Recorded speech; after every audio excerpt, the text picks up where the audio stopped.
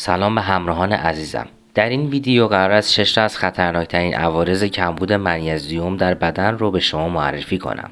لطفاً تا پایان ویدیو با من همراه باشید. کمبود منیزیم می تواند منجر به عوارضی مانند خستگی و خواب‌آلودگی شود. وقتی بدن کمبود منیزیم دارد، فعالیت عضلات به خوبی انجام نمی شود و شما احساس خستگی و کاهش انرژی را تجربه می کنید. همچنین منیزیم برای تولید انرژی در سلول‌ها ضروری است و در صورت کمبود آن ممکن است انرژی کمتری داشته باشید و احساس خستگی شدیدتری کنید.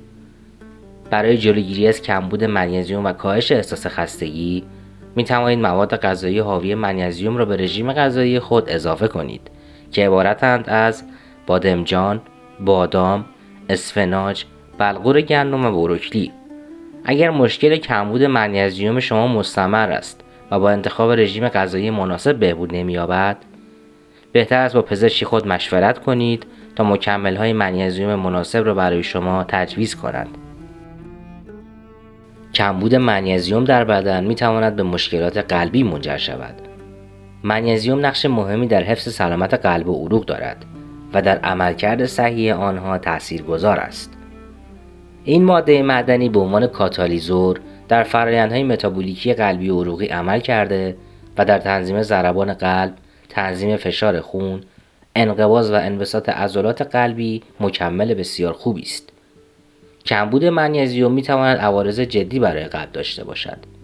این مشکل ممکن است باعث عدم تنظیم صحیح ضربان قلب شود که می‌تواند به تاکیکاردی یعنی ضربان سریع قلب یا برادیکاردی ضربان ضعیف قلب منجر شود. علاوه بر این کمبود منیزیم می‌تواند باعث افزایش خطر بروز آریتمیای قلبی شود. برای جلوگیری از کمبود منیزیم در کنار رژیم‌های غذایی حاوی منیزیم و تجویز مکمل‌های منیزیم توسط پزشک میبایست از سلامت قلب خود آگاهی داشته باشید و در صورت هر گونه نشانه یا علائم غیر معمول به پزشک متخصص مراجعه کنید. کمبود منیزیم میتواند به مشکلات عضلانی منجر شود. منیزیم نقش مهمی در عملکرد صحیح عضلات دارد و در حفظ سلامت و عملکرد بهینه آنها تاثیرگذار است. این ماده معدنی برای تنظیم فعالیت عضلات، تنظیم تنش عضلانی، تسهیل فرآیندهای التهابی و همچنین تنظیم انقباض و انبساط عضلات نقش دارد. علاوه بر این، کمبود منیزیم ممکن است باعث تشدید و تحریک عضلات و عوارضی مانند اسپاسم و مشکلات عضلانی مانند تشنج‌ها شود. برای پیشگیری از کمبود منیزیم و کاهش مشکلات عضلانی می توانید از مواد غذایی حاوی منیزیم به مانند میوه و سبزیجات تازه، حبوبات و دانه‌های کامل استفاده کنید. همچنین می توانید با مراجعه به پزشک متخصص مکمل‌های منیزیم مناسب مصرف کنید. توجه داشته باشید که باید اهمیت مراقبت از سلامت عضلات خود را در نظر بگیرید. کمبود منیزیم ممکن است عصبانیت را تشدید کند. منیزیم نقش مهمی در تنظیم فعالیت عصبی دارد و در حفظ تعادل عصبی روانی تاثیرگذار است. این ماده معدنی برای تنظیم سیگنال‌های عصبی، کاهش استرس و تسکین عصبانیت نقش دارد. کمبود منیزیم ممکن است باعث افزایش حساسیت عصبی شود و افراد را به سمت عصبانیت و تنش روحی سوق دهد. منیزیم در تنظیم ترشح هورمون‌های استرس مانند کورتیزول نقش دارد و کمبود آن ممکن است باعث افزایش استرس و اضطراب شود. برای جلوگیری از کمبود منیزیم و کاهش عصبانیت می توانید از پزشک خود مشورت بگیرید تا مکمل منیزیم مناسب شما را تجویز کنند. کمبود منیزیم ممکن است باعث کاهش حافظه و تمرکز شود. منیزیم نقش مهمی در عملکرد بهینه مغز و سیستم عصبی دارد.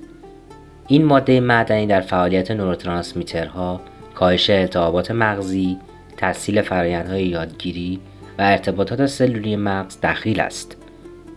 علاوه بر این، منیزیم در کاهش التهابات مغزی نقش دارد و ممکن است باعث کاهش التهاب و حفظ سلامت مغز شود.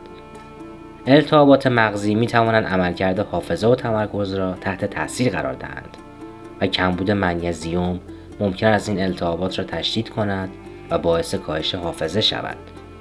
برای پیشگیری از کمبود منیزیم و کاهش حافظه می توانید مواردی که برای مشکلات عضلانی گفته شد برای کاهش حافظه هم انجام دهید. کمبود منیزیم ممکن است باعث ضعف سیستم ایمنی شود. منیزیم نقش مهمی در عملکرد بهینه سیستم ایمنی دارد. این ماده معدنی در تنظیم فعالیت سلولای سیستم ایمنی، تسهیل فرآیندهای التهابی و متابولیسم مواد مختلف در سیستم ایمنی دخیل است.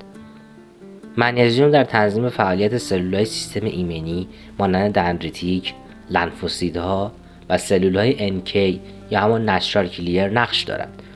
کمبود منیزیم ممکن است باعث کاهش فعالیت این سلولها و ضعف عملکرد سیستم ایمنی شود.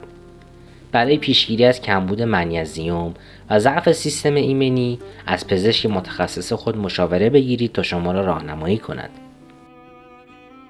در پایان تصمیم گرفتم روی موضوع بسیار مهمی تاکید کنم. یکایک مواردی را که در این ویدیو توضیح دادم حتما باید با مشاوره پزشک یا پزشکان معالج صورت بگیرد. در پایان با لایک کردن این ویدیو و سابسکرایب کردن کانالم هرگز از ویدیوی جدید و کاربردی جا نخواهید ماند.